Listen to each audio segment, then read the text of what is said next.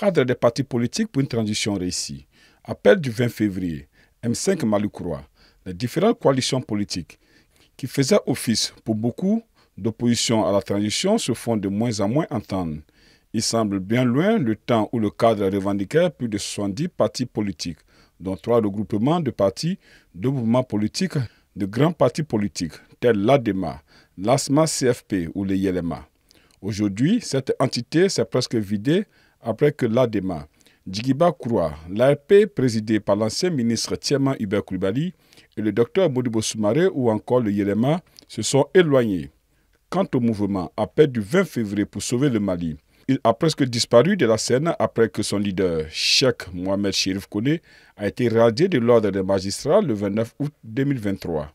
Le M5 Malukuroa essaie de se redynamiser en choisissant pour sa présidente tournante le docteur Mahamadou Konaté.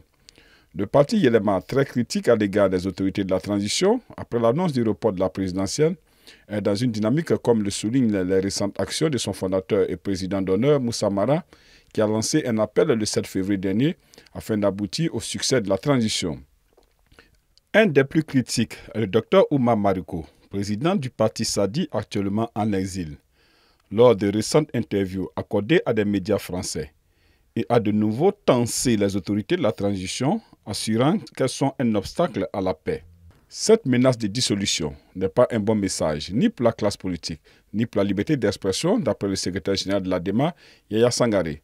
Selon le professeur Abdul Karim Djamoutene, enseignant-chercheur et économiste, le silence des acteurs politiques actuels sonne comme une mise en garde. Il appuie en assurant que les figures politiques ont disparu des radars, alors même que le débat public autour du processus de transition s'intensifie.